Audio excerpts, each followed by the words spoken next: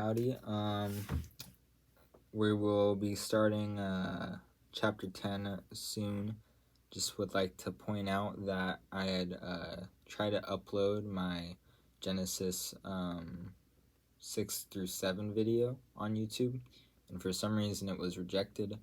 So I'm trying to re-upload that. So for some reason, chapter 8 and 9 comes out before 6 and 7. I don't know what's going on, but hopefully it'll come out there eventually.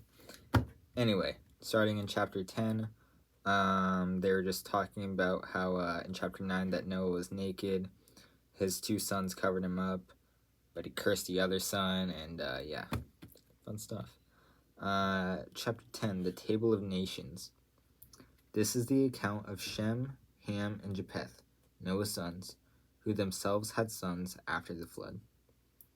The Japhethites. The sons of Japheth: Gomer, Magog, Madai, Javan, Tubal, Meshech, and Teras. The sons of Gomer: Ashkenaz, Riphath, and Togarmah. The sons of Javan: Elisha, Tarshish, the Kittites, and the Rodanites. And in parentheses, from these the maritime peoples spread out into their territories by the clans within their nations, each with its own language, end parentheses. And the Hamites, the sons of Ham: Cush, Egypt, Put, and Canaan. The sons of Cush: Seba, Havilah, Sabta, Ramah, and Sabtika. The sons of Ramah: Sheba and Dedan. Cush was the father of Nimrod, who became a mighty warrior on the earth. He was a mighty hunter before the Lord. That is why it is said, like Nimrod, a mighty hunter before the Lord. The first centers of his kingdom were Babylon, Uruk, Akkad, and Kelna in Shinar. From that land he went to Assyria, where he built Nineveh, Rehoboth, Calah, and Resen, which in between Nineveh and Calah, which was the great city. Wow, I'm sorry about these names. I cannot pronounce things.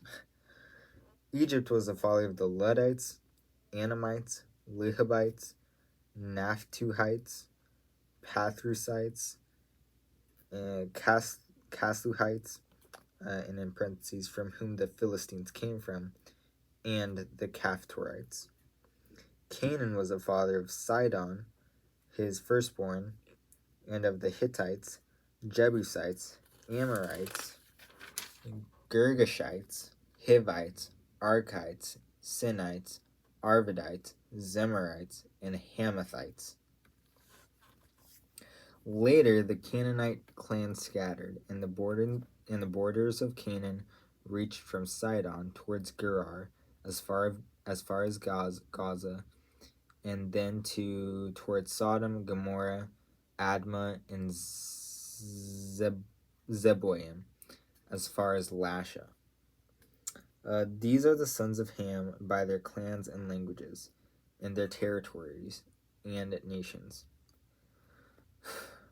Get ready for some more names. The Semites. Sons were also born to Shem, whose older brother was Japheth. Shem was the ancestor of all the sons of Eber. The sons of Shem: Elam, Asher, Arphaxad, Lud, and Aram. The sons of Aram: Uz, Hol, Gether, and Meshech. Arphaxad was the father of Shelah, and Shelah the father of Eber. Two sons were born to Eber. One was named Peleg, because in his time the earth was divided. His brother named Joktan. Joktan was the father of Almodad, Sheleph, Hazarmaveth, Gerar, Hadaram, Uzal, Dikla, Obal, Abimael, Sheba, Ophir, Havilah, and Jobab. All of these were the sons of Joktan. The region where they had lived stretched from Mesha towards Sephar in the eastern hill country. These are the sons of Shem by their clans and languages, in their territories and nations. Verse 32. These are the clans of Noah's sons, according to their lines of descent, within their nations. From these the nations spread out over the earth after the flood. And that is the end of chapter 10. We will be picking up in chapter 11 tomorrow, the Tower of Babel. Infamous tower. Thanks again for listening. I'm sorry I was butchering all those names. But if you have a favorite name, please drop it in the comments. That'd be pretty cool. I mean, there are lots of good names in here. Lots of selection. Pick your favorite, drop it in the comments. And I'd like to hear if you are watching and if you want to be interactive.